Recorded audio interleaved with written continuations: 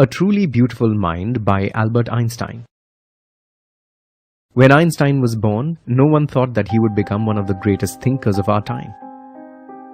Rather, his mother thought he was unusual because his head was too large. He also couldn't speak until he was 2.5 years old. When he did speak, he repeated everything twice. He also didn't know how to interact with other children, so they called him Brother Boring and left him alone. At school, his headmaster told his father that he would never achieve success in any profession. However, Einstein wasn't a bad student. He scored good marks in high school. He just felt suffocated by school restrictions and therefore often argued with his teacher. This feeling led him to quit school at the age of 15. During this time, Albert's parents moved to Milan. Einstein obtained their permission to go to Switzerland to complete his studies. Then he decided to attend a university in Zurich for higher education. It was there he met Mileva Maric, one of the few women in the program. She had moved to Switzerland because it had one of the few universities where women could get degrees. Einstein and Mileva fell in love. His mother, however, disapproved of Mileva. She thought Mileva was too much like Einstein. Despite that, Einstein married her in 1903 and they had 2 sons.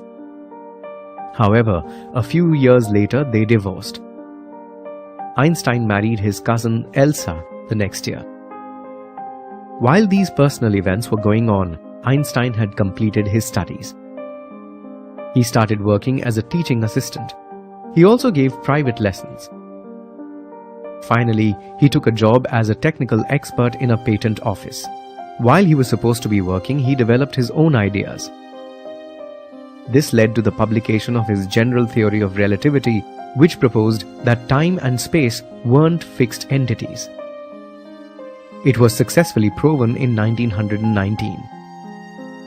The newspapers called it a scientific revolution, and Einstein was awarded the Nobel Prize for Physics in 1921.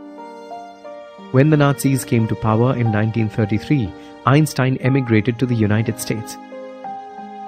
Worried about the discovery of nuclear fission in Berlin and its disastrous consequences, Einstein wrote a letter to the American President Franklin Roosevelt.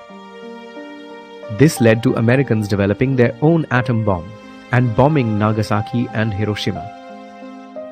Einstein was deeply affected by this incident. He wrote a letter to the United Nations proposing the formation of a world government. This time, however, no one listened. Einstein, undaunted, advocated for an end to arms build-up and campaigned for peace and democracy.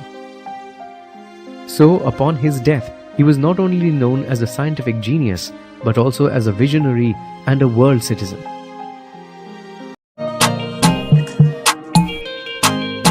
Thanks for watching.